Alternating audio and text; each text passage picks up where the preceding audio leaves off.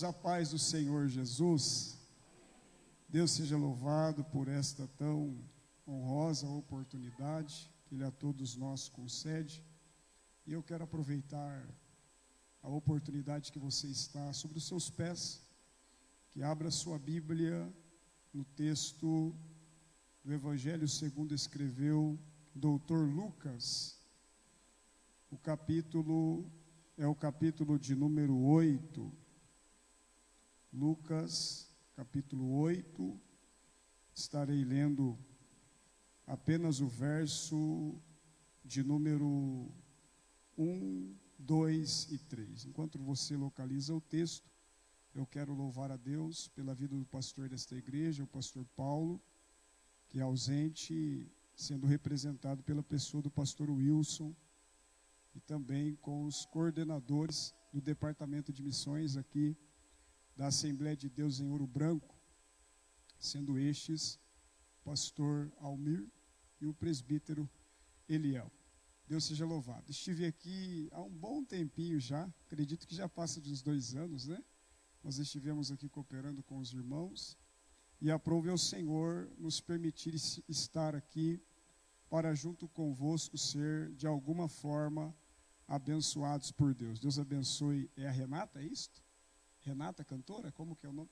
Manu. A Manu, Deus abençoe.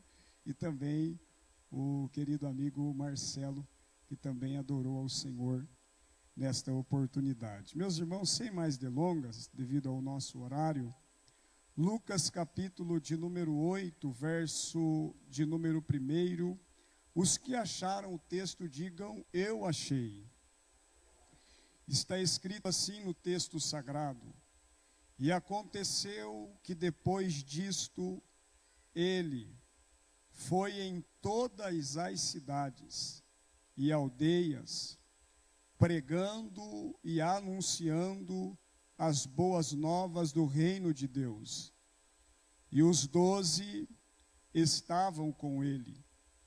E certas mulheres que haviam sido curadas de espíritos malignos e de enfermidades, sendo Maria chamada Madalena, da qual saíram 7 demônios, e Joana, a esposa de Cusa, mordomo de Herodes, e Susana, e muitas outras que o serviam com seus bens. Amém. Pode tomar o seu assento, em nome de Jesus. Isso, Deus abençoe. Se o Marcelo também sentir-se tocado por Deus e quiser acompanhar aqui o tecladista no fundo, na hora que você quiser se sentir essa liberdade, fique à vontade.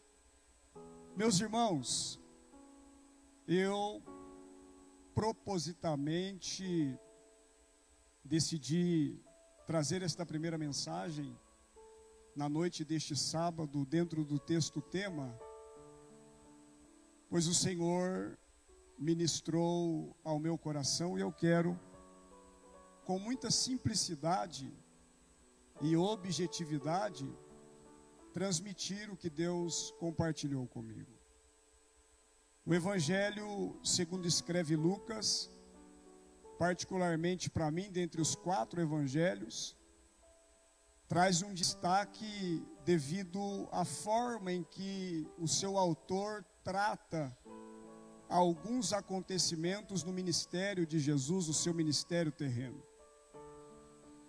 E todos sabem que Lucas não foi um evangelista, literalmente falando, como fora Mateus, como fora outros apóstolos, mas ele de forma indireta não deixa de exercer esta atividade ministerial.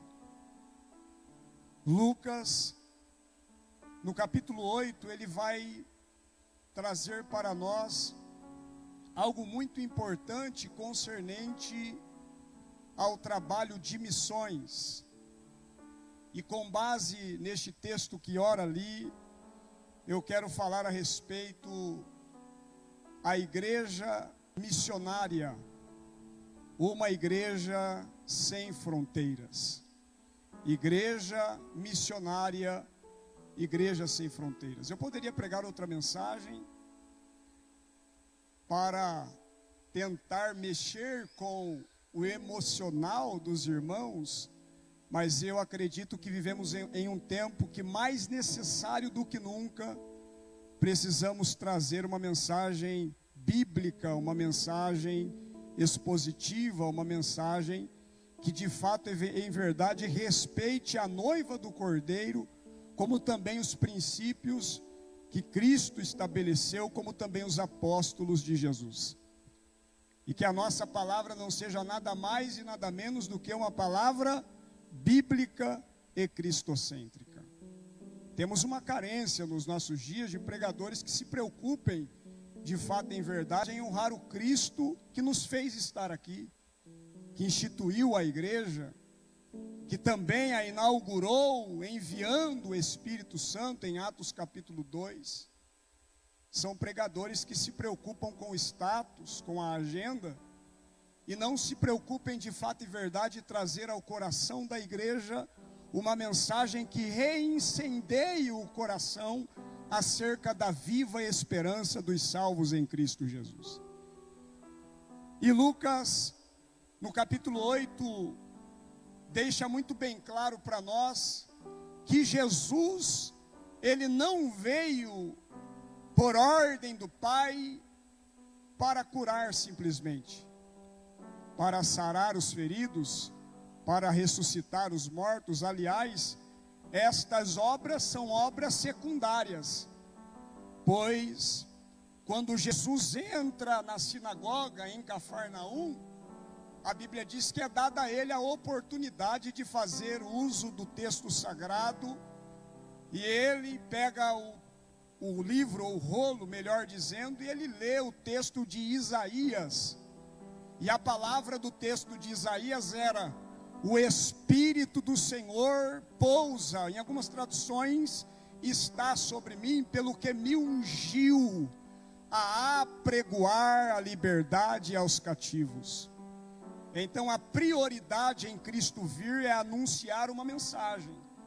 E Jesus é o único que anuncia a mensagem, sendo ele a própria mensagem. João, quando vai escrever o Evangelho de Cristo, que traz como título o seu próprio nome, no capítulo 1, versículo 1, João diz: no princípio, ele estava na criação, era o Verbo, e o Verbo estava com Deus, e o Verbo era Deus. A palavra verbo também tem algumas transliterações que traz como significado palavra, como significado a palavra encarnada. Oh glória!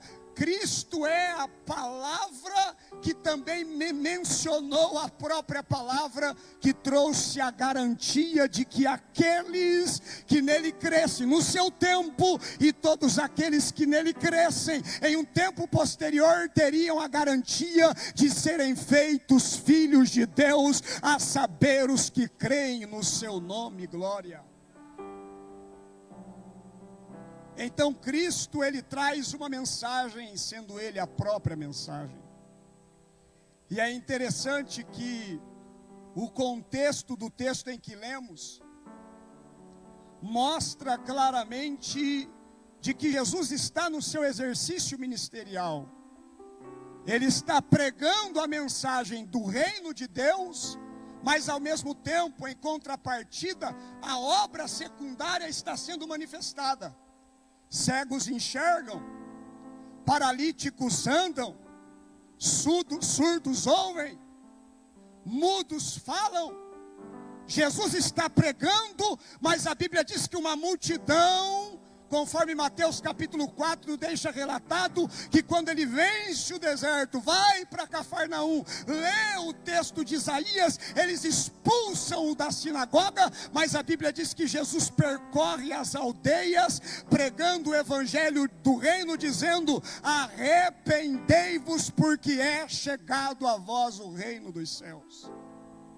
E à medida em que ele vai pregando, as pessoas vão ficando admiradas, porque eles estavam acostumados a ouvir os escribas, aqueles que escreviam as leis, aqueles que interpretavam as leis, e quando ouvem Jesus falando os mesmos textos do período veterotestamentário, eles ficam admirados, dizendo: que homem é esse que fala com tamanha autoridade? É que eles ainda não sabiam que ele não era um homem comum, era o Filho de Deus, que veio para cumprir um propósito, e o propósito está sendo executado com eficiência e eficácia.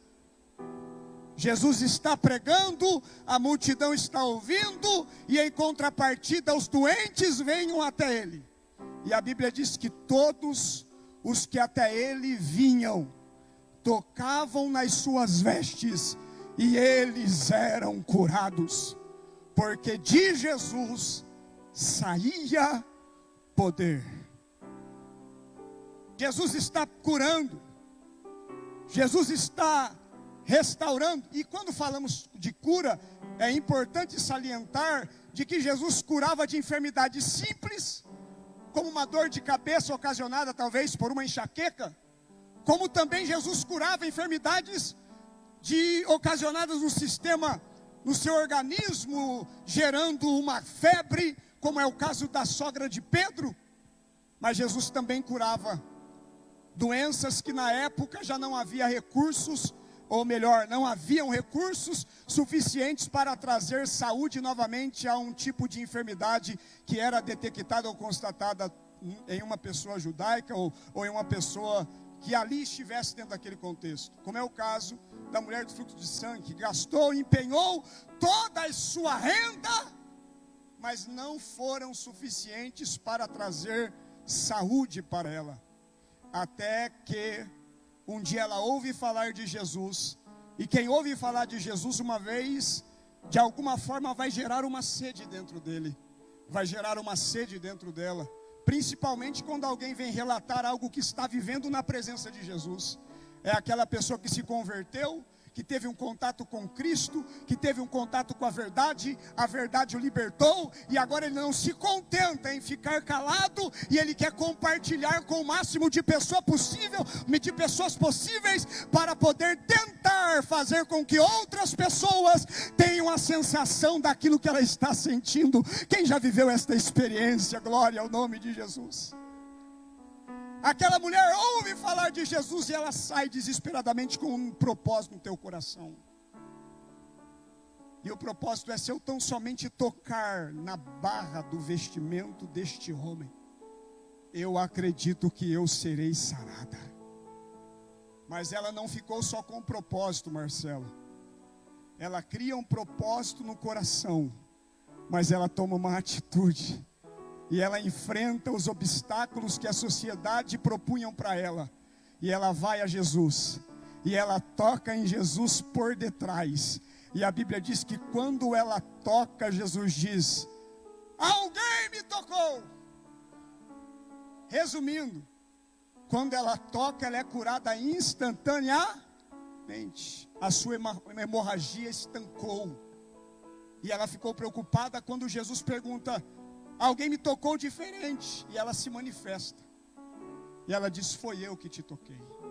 Porque eu dizia no meu coração, o meu propósito era esse: se eu tão somente tocar na barra da vestimenta do Senhor, eu acreditava que seria curado. E a minha crença tornou-se uma realidade, porque eu não deixei algo no meu coração. Eu acreditei, eu coloquei um propósito, mas eu tomei uma atitude, enfrentei os desafios. Sei que poderia ser ovacionada como uma mulher imunda, mas eu quebrei o protocolo, toquei no Senhor, e agora eu estou me sentindo curada. Jesus olha para ela e diz: vai, mulher, porque a tua fé te salvou. Glória.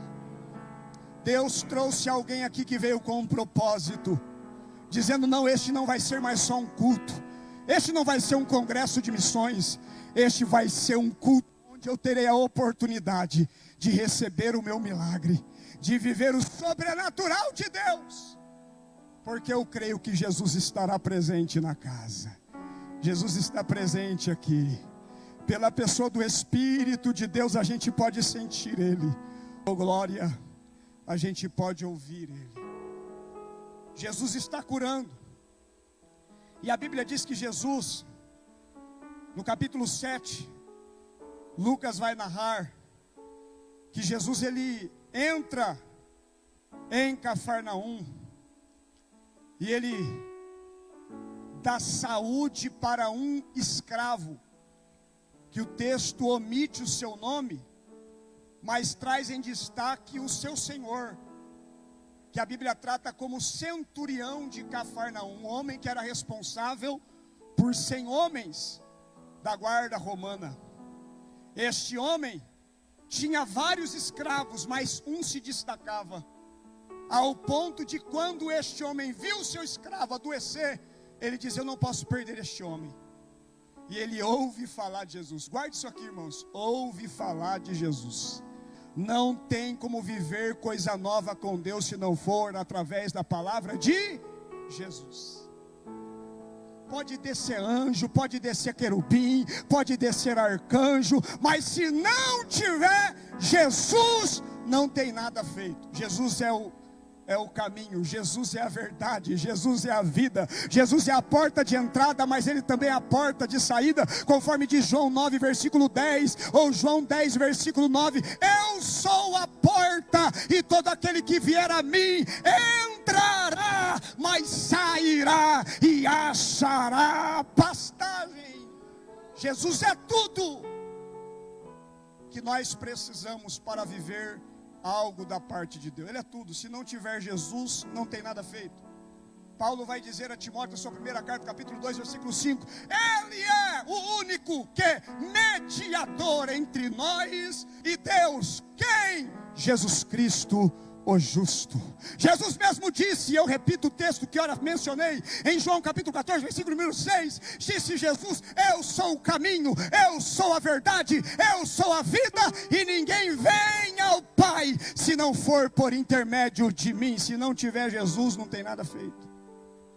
Mas se tiver Jesus, tem um milagre. Se tiver Jesus, pode ter a porta aberta. Se tiver Jesus, tem a salvação. Se tiver Jesus, tem a restauração. Se tiver Jesus, tem a cura. Se tiver Jesus, tem o livramento. Se tiver Jesus, tem a libertação. Oh glória, bendito seja o nome do Senhor. E o servo está doente, mas o centurião ouve falar de Jesus, vai até Jesus e diz: Senhor, tem misericórdia de mim, o meu criado está terrivelmente doente em casa, está à porta da morte. E Jesus olha para ele e diz: pois bem, eu irei e darei saúde para o seu criado. Mas o homem reconhece quem ele é. Ele é um homem de autoridade, mas acima dele ele reconhece quem é Jesus. E ele olha para Jesus e diz: Senhor. Essa palavra Senhor, no grego, no Novo Testamento, em alguns contextos, em alguns textos, traz o mesmo sentido do Senhor Yahvé no Antigo Testamento. Quando o homem olha para Jesus e diz: Senhor, ele está reconhecendo quem é Jesus. Ele sabe que Jesus não é um curandeirozinho que apareceu nas terras da Palestina. Ele sabe que Jesus não é apenas um profeta, ele é muito mais do que um profeta. Ele é Senhor da terra, ele é Senhor dos céus, e ele reconhece que é o Senhor da sua vida. Antes de ele ser Salvador da tua alma, ele precisa ser Senhor. Quem aqui já reconheceu Jesus como Senhor da sua vida? Se já reconheceu, é um passo para reconhecê-lo como Salvador e garantir a sua vida eterna. Glória a Deus. Quando ele faz esta declaração para Jesus e diz: olha, eu também sou homem de autoridade, não precisa ir na minha casa não. Eu digo aos meus criados: vem, este vem, vai, ele vai, fica, ele fica. Então não sou digno de recebê-lo debaixo do meu telhado. Quando ele fala isso para Jesus, Jesus se surpreende no sentido humano, porque como Deus, ele é onisciente, onipotente, onipresente. Quando ele ouve a palavra do centurião, ele diz: nunca vi uma fé deste tamanho nesta região. Aí ele olha para o homem e diz: vai, e seja feito conforme a tua fé. Alguns estudiosos dizem que no mesmo instante em que Jesus libera esta palavra para o centurião, o texto vai dizer no próprio capítulo, que no mesmo instante o criado do homem estava curado. João vai falar sobre isso de forma diferente. João vai dizer que quando esse senhor estava chegando próximo à sua casa, alguns servos vieram ao encontro, e ele faz uma pergunta: que horas que ele levantou da cama? Porque alguém que está à beira da morte está em um estado, fisicamente falando, deitado, impossibilitado de se locomover, de ir e vir. E quando os servos trazem a resposta para o centurião, a resposta é: foi em tal e tal horário. O centurião olha e diz: foi neste horário mesmo que Jesus falou para mim: vai, porque a tua fé garantiu o milagre para a vida do seu escravo. Eu quero abrir um parênteses aqui. Se você acredita nesta palavra que eu estou pregando, se você acredita no poder da fé gerada pela palavra, conforme está escrito em Romanos capítulo 10 e versículo 17, que a fé vem pelo ouvir, e o ouvir da palavra de Deus, nesta noite Deus pode enviar daqui deste lugar de adoração, a vitória lá para a tua casa, a vitória lá para o teu parente, a vitória lá dentro da tua empresa, a vitória lá no teu matrimônio, a vitória lá no teu trabalho. Porque enquanto nós estamos aqui manifestando a nossa fé no Cristo vivo, Ele também pode liberar o milagre que alguém precisa através de você. Oh, como eu acredito nisso. A Bíblia diz que é dentro deste contexto que Jesus agora sai de Cafarnaum, passa por Naim, opera o milagre na vida de uma mulher sem nome, que é conhecida na Bíblia como viúva de Naim. Jesus ressuscita o seu filho. Após sair dali, a Bíblia diz que Jesus recebe o convite de um fariseu. Quem era um fariseu? Era um membro de uma das três mais evidentes religiões daquele período. Havia três religiões que se destacavam: os saduceus, os fariseus, e havia uma outra terceira que durou por pouco tempo e logo se dissipou. Mas as mais evidentes, dos saduceus e os fariseus. Os fariseus acreditavam na lei de Moisés, mas também acreditavam nos livros históricos e proféticos. Já os saduceus acreditavam somente no Pentateuco. A Bíblia diz que o fariseu convida Jesus, e Jesus, como nunca rejeitou o convite de alguém, Jesus vai até a casa do fariseu. Jesus se assenta na mesa. Simão está presente, os discípulos também. E o texto diz que quando Jesus se assenta, e a cultura naquele período nos diz que as mesas não eram como as mesas da nossa cultura. Ainda hoje, lá naquela região, eles ainda têm esse hábito. Eles não têm cadeiras, eles se assentam sobre algo colocado no próprio chão.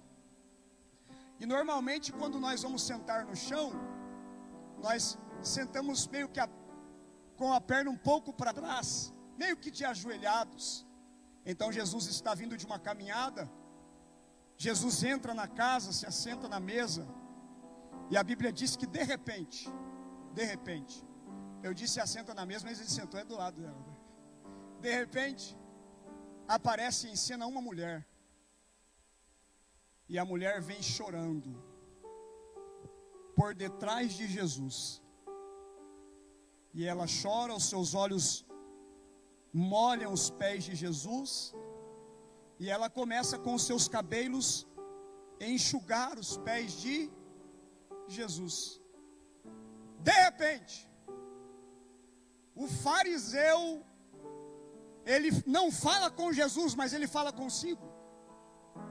E ele diz: se este verdadeiramente fosse profeta, presbítero Eliel, ele saberia que a mulher que comete tal ato com ele é uma pecadora. Jesus ouve a fala do fariseu, e Jesus olha para o fariseu, mas a sua palavra é direcionada a Simão. E a palavra de Jesus agora para Simão é: Simão, o costume diz, a regra preza, que quando alguém chega, se lave os pés do visitante, do viajante. Eu cheguei aqui, não me lavaram nem as mãos, e quanto menos os pés.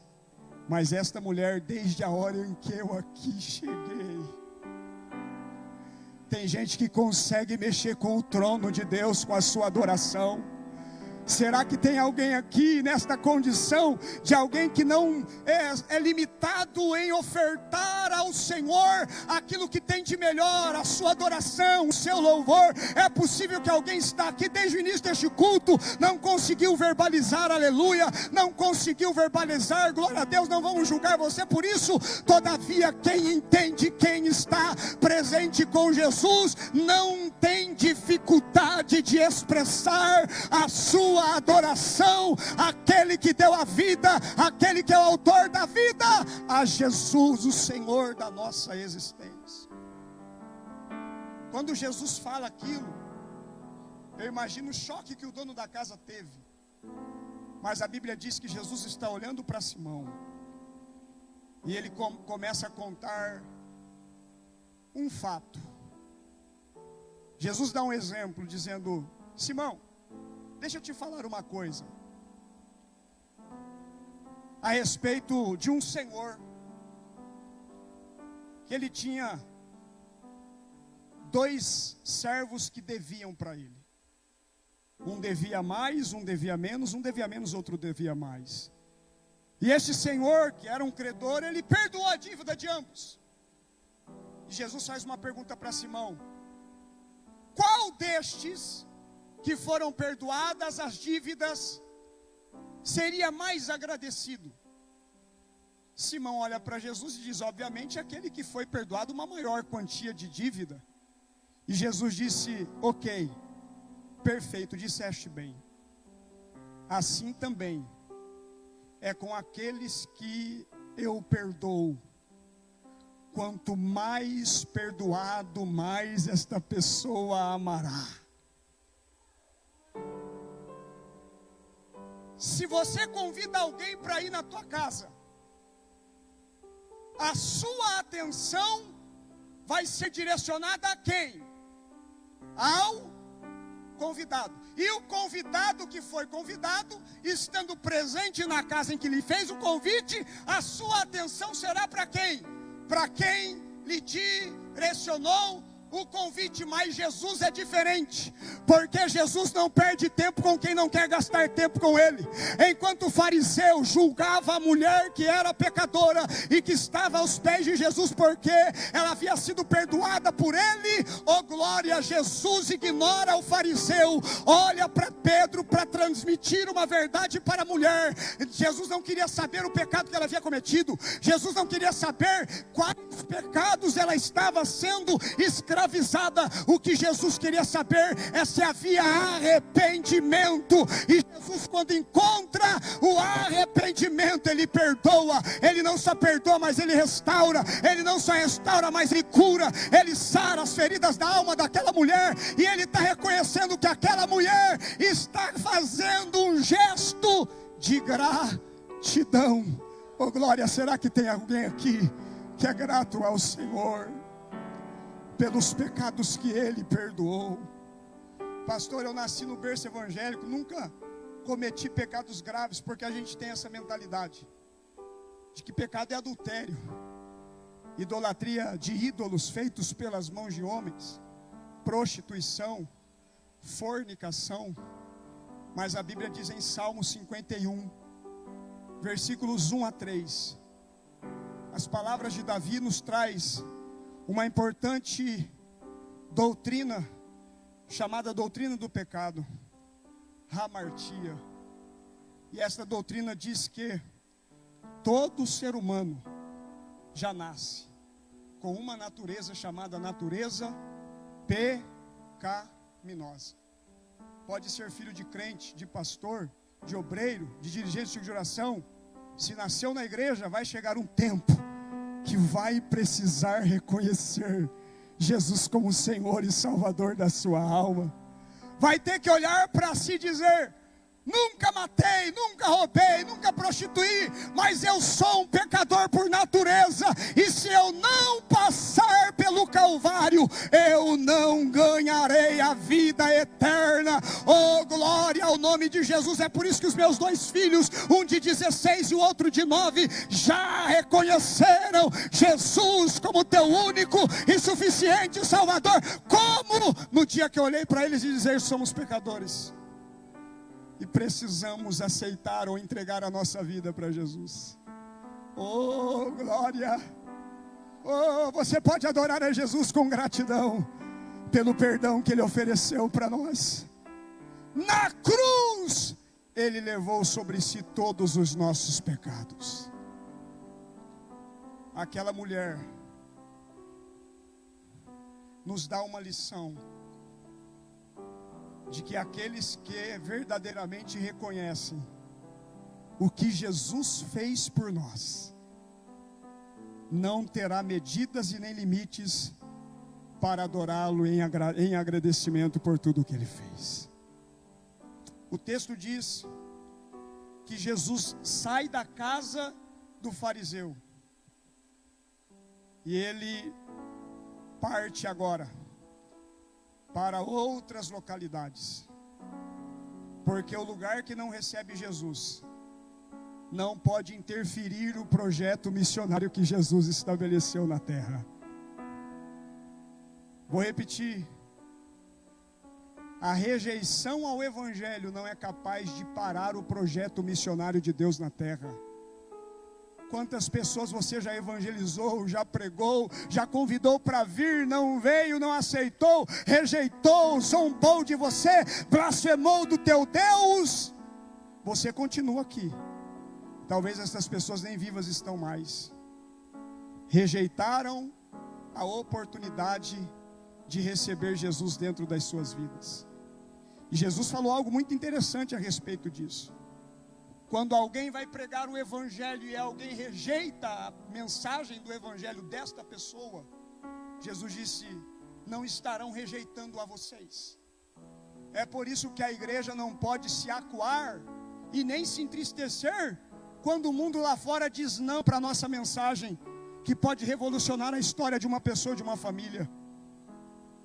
Quando alguém rejeita a mensagem de Cristo, quando alguém nos rejeita em relação ao Evangelho que anunciamos, eles não estão rejeitando a nós, eles estão rejeitando a Jesus.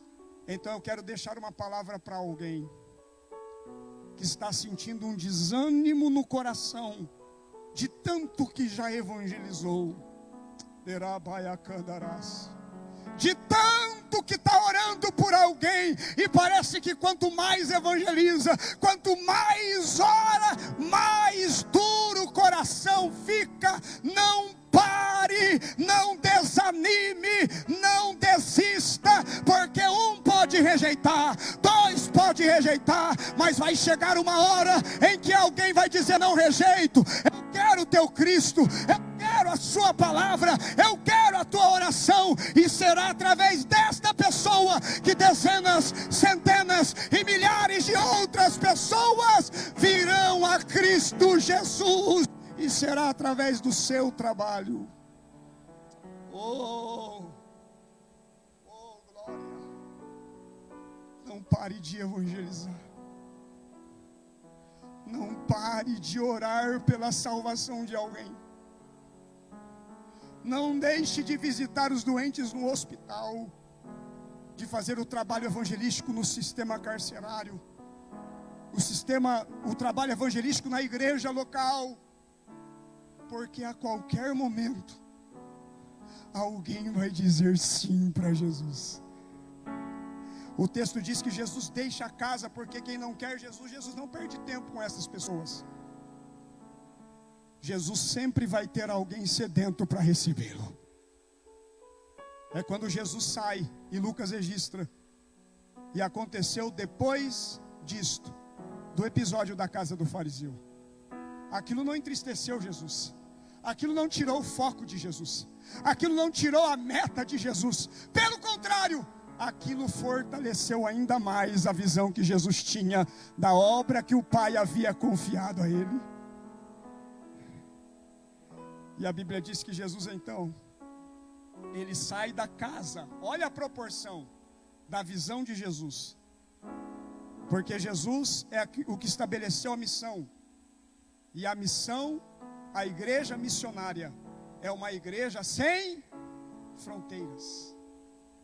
Se os moradores do bairro de Ouro Branco não quiserem o evangelho, nós temos outros bairros, nós temos outras cidades, nós temos outros estados, nós temos outros países, oh glória, mas não deixaremos de anunciar que Jesus Cristo salva, que Jesus Cristo cura, que Ele liberta, que Ele batiza no Espírito Santo e que Ele dá garantia de vida eterna, oh glória. Quantos fazem parte da igreja missionária? Deixa eu ver se tem alguém que não está limitado em um local. Eu encerro esta humilde mensagem dizendo que Jesus saiu pregando de cidade em cidade, de aldeia em aldeia, anunciando o evangelho do reino. E sabe o que é o lindo nessa história? Que muitos creram nele. E esses estão aguardando a ressurreição dos mortos e também o arrebatamento da igreja. Eu gostaria que você se colocasse de pé nesta noite. Oh glória. Convidar a Manu para vir aqui cantar com o Marcelo e com o Jonathan. Quem acredita que esta noite pode ser uma noite de restituição? Ou é a primeira noite, o primeiro culto de alguns cultos onde Jesus estará trabalhando em nossos corações. Eu quero fazer um convite para você que é apaixonado pelas missões. Atenção aqui em mim, aqueles que são apaixonados pela obra evangelizadora. Eu gostaria de fazer uma oração por você. Que você saia do teu lugar e venha à frente. Em nome de Jesus, Deus precisa te renovar nesta noite. Renovar o teu ânimo, as tuas forças e quem sabe até mesmo a sua saúde, para continuar envolvido e envolvida com a obra de evangelização. Quantos aqui já evangelizaram e nunca ganharam uma alma para Jesus? Deixa eu ver. Alguém que já evangelizou e nunca ganhou? Seja sincero, eu quero te conhecer. Alguém que nunca ganhou uma alma para Jesus? Levanta a mão. Nunca. Tem alguém?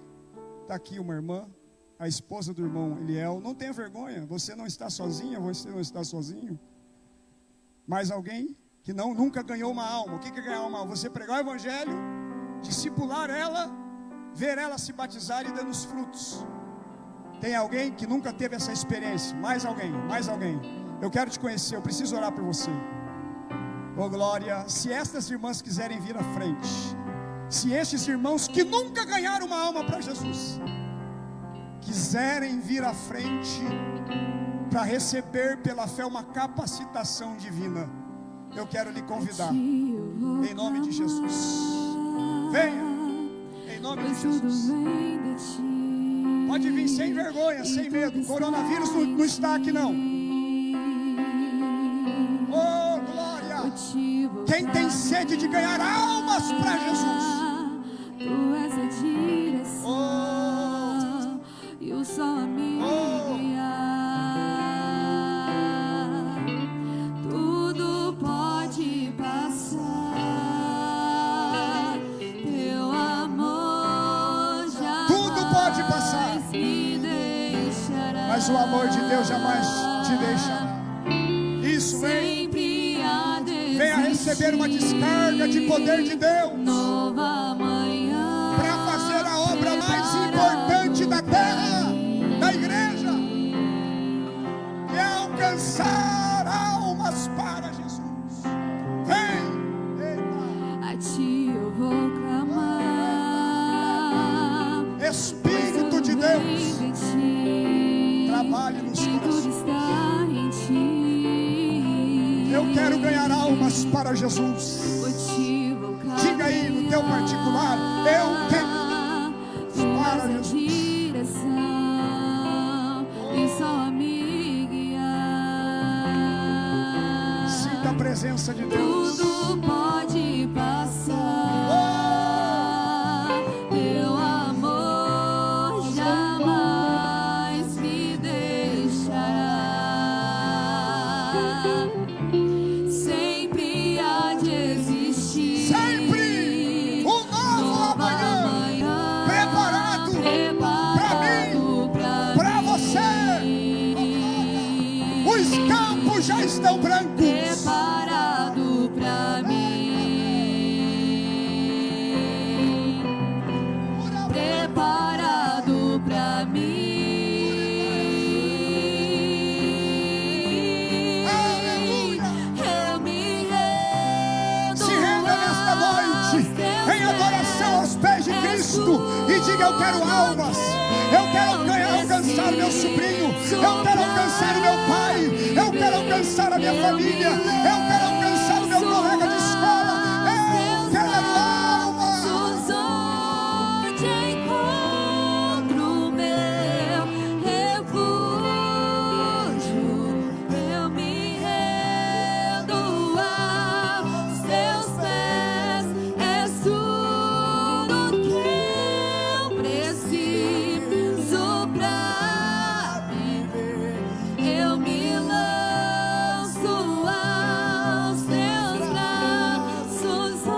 Ganhar almas me faz viver. Aleluia. Refúgio, Jesus. Declare: Jesus, eis-me aqui. Eis-me aqui. Senhor, capacita as tuas filhas. Capacita os teus filhos. Capacita a tua igreja. Capacita, Senhor, o teu povo nesta localidade, Eis-me aqui. para continuar sendo uma igreja missionária além fronteiras. Eu me rendo aos teus pés.